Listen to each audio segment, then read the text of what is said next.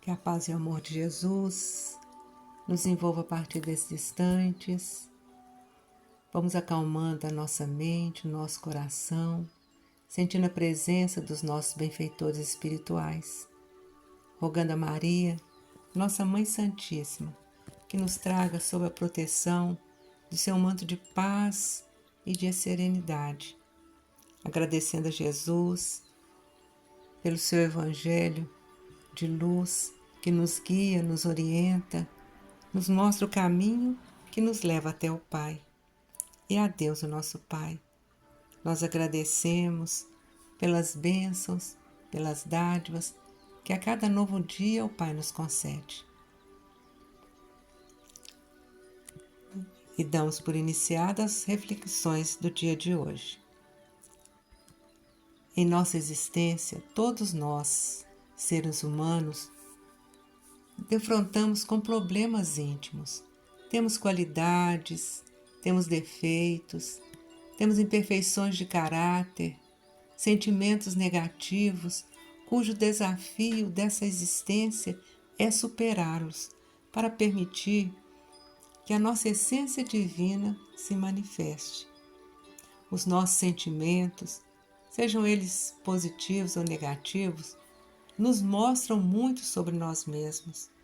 E mesmo quando eles nos incomodam, não podemos nos intimidar diante deles, mas procurar compreendê-los, porque só assim iremos compreender o porquê das nossas reações perante o mundo. Hoje, vamos refletir sobre um desses sentimentos, refletir sobre a inveja. Se alguém nos perguntasse se fomos alguma vez vítimas da inveja, ou seja, vítimas de algum invejoso, diríamos que sim, e que muitas vezes teríamos até inúmeras situações para contar. Porém, se alguém nos perguntar se somos invejosos, dificilmente admitiremos a inveja em nós. Reconhecemos que somos teimosos, impacientes, que somos ciumentos, mas temos vergonha de admitir que somos invejosos. Mas o que é a inveja?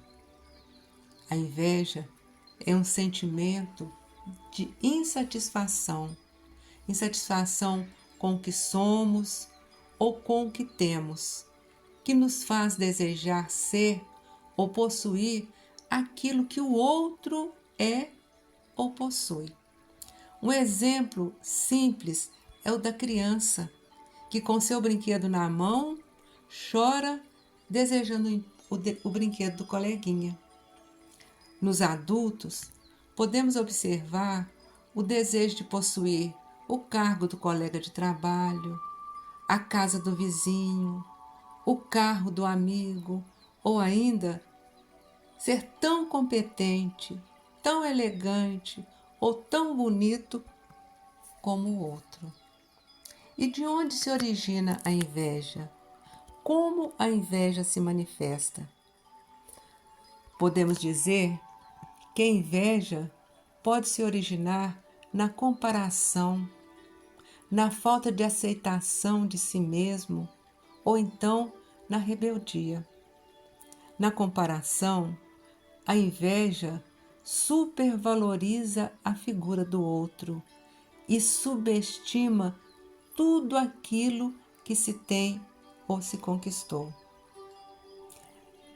A fábula da rã e do touro nos dá um bom exemplo disso. Sabemos que fábulas são pequenas histórias que, se utilizando dos nossos irmãos do reino animal, nos trazem uma lição de fundo moral. Então a fábula nos conta o seguinte, que uma rã viu um touro que lhe pareceu muito belo por causa daquele porte grande, avantajado. E por ser tão pequena, a rã invejosa, desejando se igualar na grandeza física do touro, começou a se inchar, a se alargar, a se inchar, e a rã tanto estufou, tanto inchou, que acabou estourando. Trazendo essa fábula para a nossa realidade, podemos comparar quantos perdem a saúde, a paz de espírito, ambicionando uma aparência física de alguém, talvez mostrada na TV ou nas redes sociais. Insatisfeito consigo mesmo e por não saber mudar o mundo íntimo, o invejoso quer a todo custo mudar a sua aparência externa, está sempre a olhar para fora de si, estabelecendo comparações. Esse comportamento o impede de perceber os seus valores verdadeiros, seus valores pessoais, suas possibilidades de vencer. Essa atitude ofusca a sua visão espiritual, impedindo-o de entender o papel glorioso que ele está sendo reservado na obra do Pai Criador. A inveja também pode se originar na falta de aceitação da nossa condição. No Evangelho segundo o Espiritismo, a seguinte orientação de um espírito benfeitor nos traz isso de forma bem clara. Ele fala assim: o homem pode amenizar ou aumentar a amargura de suas provas pela maneira de encarar a vida terrena. Encarar a vida do ponto de vista espiritual faz com que o homem diminua a importância das coisas do mundo, amodere seus desejos, fazendo contentar-se com a sua posição sem invejar os outros. Ele adquire assim a calma e a resignação úteis à saúde do corpo e da alma, enquanto que com a inveja se entrega voluntariamente à tortura, avolumando as misérias e as angústias da sua curta existência. Esse parágrafo, esse texto, está no Evangelho segundo o Espiritismo, no capítulo 5, no item 13. E aí, continuando, podemos dizer que a inveja tem a tendência de produzir também a rebeldia, um inconformismo às leis divinas. Deus, nosso Pai, sabe onde cada um de nós necessita estar. Nas crises morais de falta de aceitação, de rebeldia, o invejoso, querendo ser ou ter o que os outros são ou têm, termina cada vez mais infeliz, dando provas de falta de amor a si mesmo. Ainda buscando no Evangelho segundo o Espiritismo um melhor entendimento para as questões da inveja causada pela rebeldia, nós encontramos o seguinte texto: haverá maiores tormentos que aqueles causados pela inveja? Para o invejoso não existe repouso, pois sofre um tormento constante. As posses alheias lhe causam insônia. O sucesso dos rivais causa-lhes vertigem.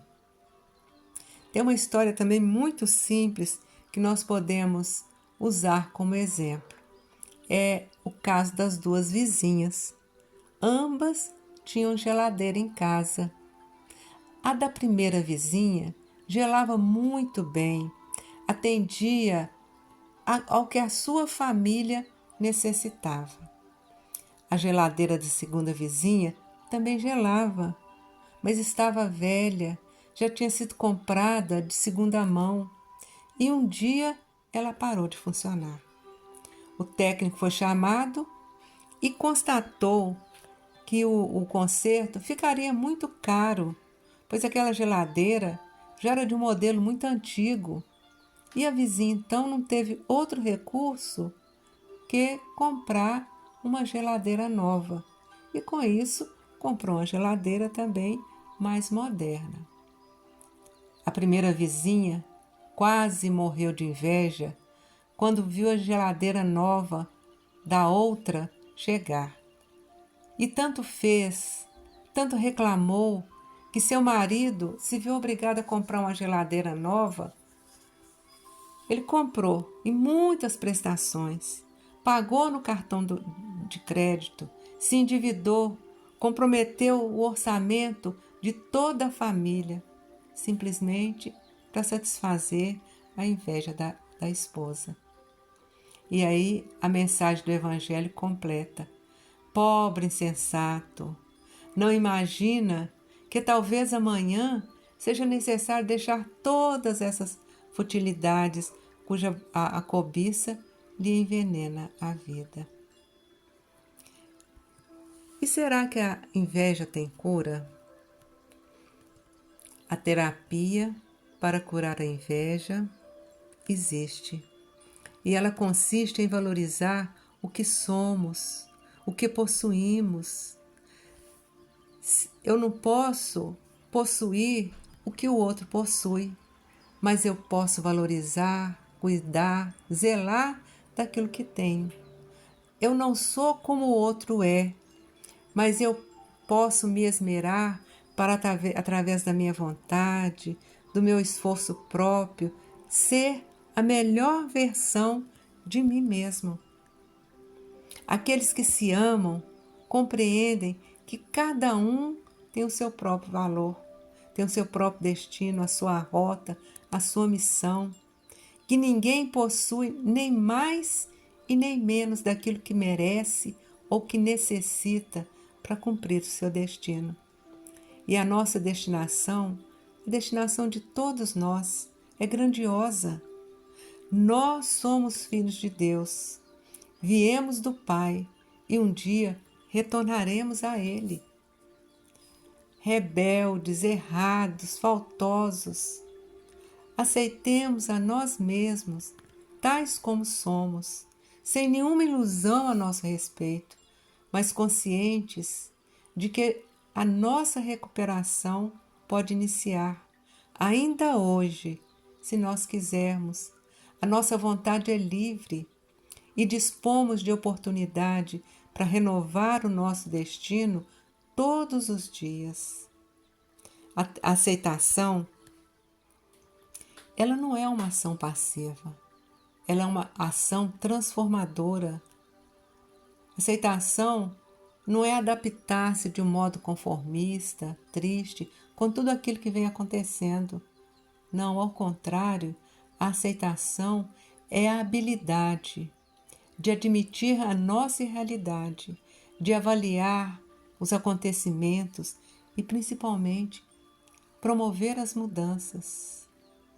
Jesus, 2000 anos, vem nos ensinando que o reino de Deus está dentro de nós. Nossos sentimentos inadequados têm muito a nos ensinar, se nós tivermos a coragem, a humildade de os reconhecer em nós. O sentimento da inveja pode ser benéfico, se nós soubermos transformá-lo em admiração. Admirar, elogiar, incentivar as vitórias do outro é a oportunidade de crescimento interior, é a oportunidade de uma vida plena. E o Evangelho segundo o Espiritismo ainda vem a nos auxiliar através do ensinamento.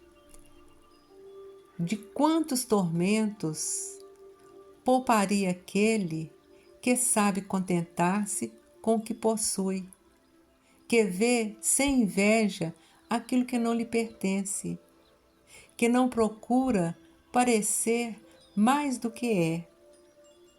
Ele é sempre rico, pois se olhar para baixo, em vez de olhar para si mesmo, para cima de si mesmo, verá sempre pessoas que possuem ainda menos do que ele. Está sempre calmo, porque não cria necessidades ilusórias.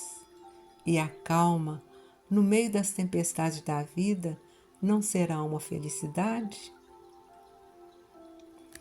E assim, guardando em nosso íntimo essas reflexões, nós agradecemos a Deus, a Jesus, agradecemos aos nossos amigos espirituais pelas oportunidades que nos são dadas, pelas reflexões que nos foram permitidas em torno das lições do Evangelho.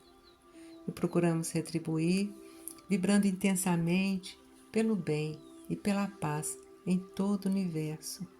Vibremos por cada lar, que a paz do Mestre esteja presente em todos eles. Vibremos pelas famílias, em especial as famílias que passam por carências materiais, carências espirituais, carências emocionais. Vibremos pelas crianças e pelos jovens, que eles tenham sempre uma mão amiga a conduzi-los no caminho do bem. Vibremos pelos enfermos, estejam eles onde estiverem, em suas casas, nos hospitais, nas ruas, que as equipes médicas que trabalham sob a orientação do Dr. Bezerra de Menezes possam levar a cada um deles a medicação que alivie as dores físicas e as dores morais. Vibremos pelos que se encontram encarcerados do corpo e os encarcerados da alma, aqueles que são vítimas das depressões, das obsessões, das doenças mentais, mas também aqueles que se encontram encarcerados nos vícios, na prostituição e nos crimes. Vibremos por aqueles que vivem por opção em situação de rua. Vibremos por aqueles que desejam alcançar a condição de uma moradia digna. E vibremos por todo aquele que nesse dia está carente de uma vibração de fé, de esperança, de um alimento, de um teto. Se nos for permitido, que possamos vibrar por nós mesmos, pelos nossos familiares, parentes, amigos e por aqueles que ainda se dizem nossos inimigos, estejam eles encarnados ou desencarnados, e entreguemos à espiritualidade uma vibração de muito amor, de muita paz, para que ela seja direcionada onde mais for necessário nesse instante. E assim, nós vamos dando graças a Deus e rogando a Jesus que nos abençoe. Que assim